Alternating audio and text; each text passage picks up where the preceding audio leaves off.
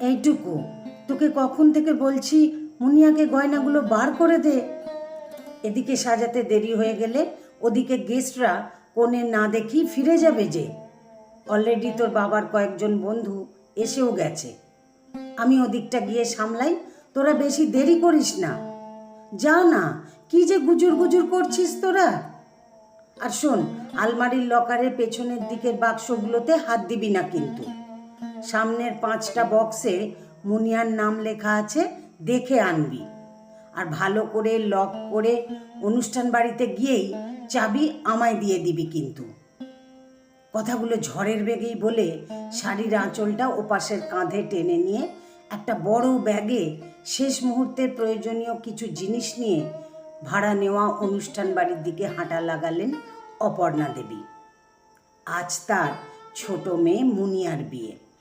বড় মেয়ে টুকুর যদিও অনেক ছোট বয়সেই বিয়ে দিয়েছেন তার স্বামীর জেদের কাছে হার মেনে, কিন্তু ছোটটার বেলায় তিনি জোর গলায় জানিয়ে দিয়েছেন পড়াশোনা শেষ না হলে ওর বিয়ের কথা ভাববেন না।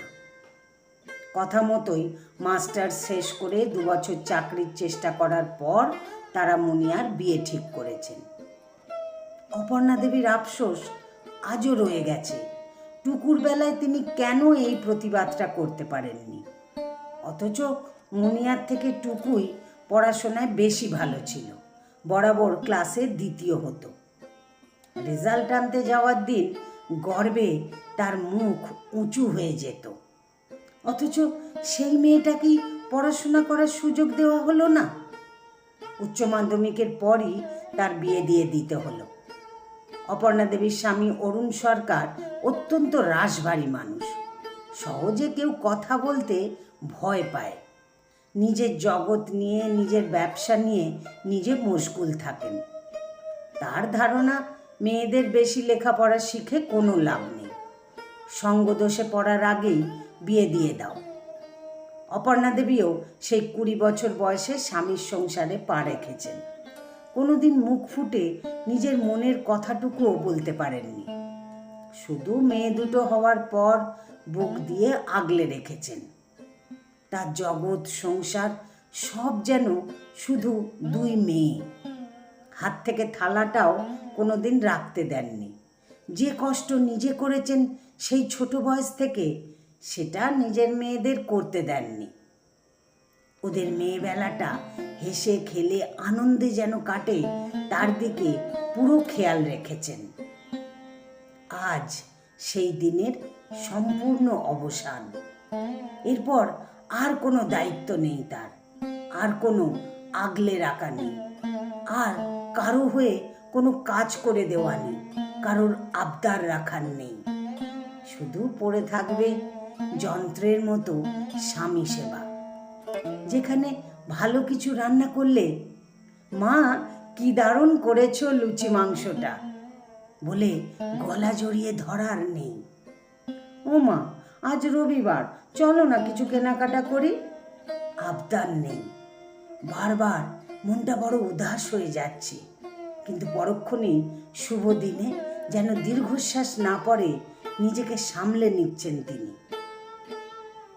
ও মা, একটু হাসো না, দূর, ছবিগুলো একটাও ভালো আসবে না কিন্তু।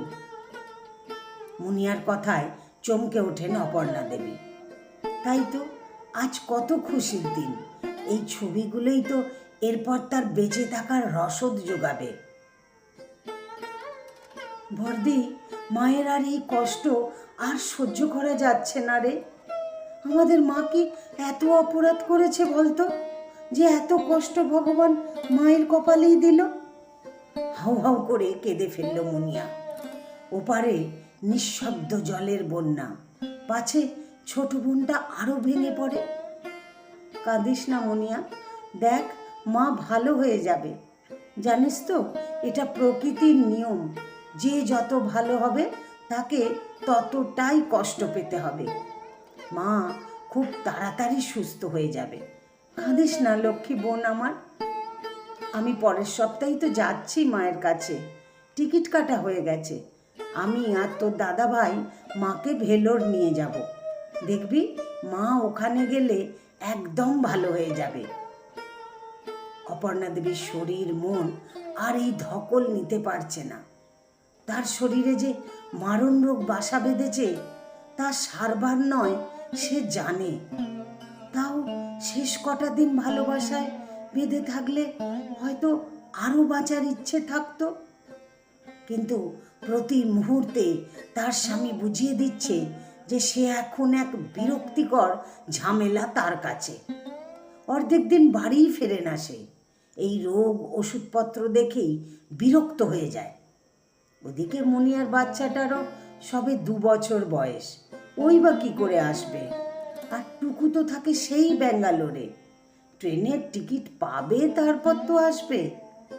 সব জানা সত্ত্বেও, সব বোঝা সত্ত্বেও আজ মন বড্ড কাছে চাইছে মেয়ে দুটোকে। সত্যি কি ওরা আমার টানে একবার ছুটে আসতে পারতো না? একবার কি এসে মিথ্যে সান্ত্বনা দিতে পারতো না?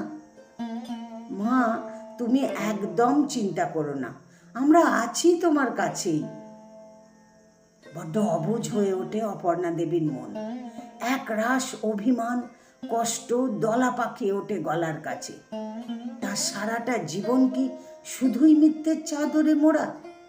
স্বামী, সন্তান, সংসার, কারোরই কি তার প্রতি কোনো দায়বদ্ধতা, ভালোবাসা বা সহানুভূতিটুকুও নেই?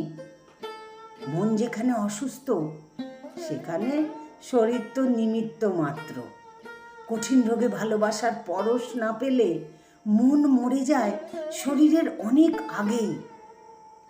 অপর্ণা দেবীর কষ্টটা যেন বেড়েই চলেছে।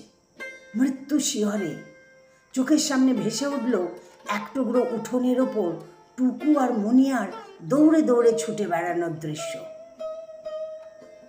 মা দেখো, মুনিয়া মাটি ঘাঁটছে। এই মুনিয়া, ঠান্ডা লেগে যাবে, চলে আয় মা আমার, চলে আয়। কই মুনিয়া, কই টুকু, তোরা এলি কই? আয় আয় দেখি আমার কাছে। দু চোখের কোণ দিয়ে জল গড়িয়ে পড়ে। উফ, বাপরে বাপ, থেকে থেকেই ন্যাকামি অসহ্য লাগে। আরে মরণকালে সন্তানের মুখ দেখতে হলে ছেলে সন্তান জন্ম দিতে হয়, সে ক্ষমতা তো হয়নি তোমার, একাই মরো। স্বামীর কথাগুলো শুনে নতুন করে আর কষ্ট হয় না তার। যেদিন মুনিয়া হলো সেদিন থেকেই এই অপরাধবোধ বয়ে বেড়াচ্ছেন তিনি। মেয়ে জন্ম দেওয়ার দায় হিসাবে মেয়েদের সব দায়িত্ব তাকে নিতে হয়েছে। স্ত্রীর মর্যাদা তো দূরের কথা, ভালোবাসাটুকুও যেন অধরা থেকে গেছে। ভাবতে ভাবতে গলা শুকিয়ে আসছে তার, চোখের সামনে অন্ধকার নেমে আসছে। ওই তো কারা যেন আসছে। সে কি পাড়ার লোকজন? যে কি হলোটা কি? ওরা হঠাৎ আমার বাড়িতে এসেছে কেন? কি চায় ওরা? অপর্ণা দেবী শেষকৃত্য সম্পন্ন করে দু বোন দুজনের হাত ধরে পাশাপাশি বসে আছে সজল নয়নে। মায়ের সাথে শেষ দেখাটাও হলো না। বাবাকেও যেন অন্য মানুষ বলে মনে হচ্ছে। কি সাবলীল, কি নিশ্চিন্ত, কি খোশ মেজাজে ঘুরে বেড়াচ্ছে, যেন মায়ের মৃত্যুর অপেক্ষাতেই ছিল।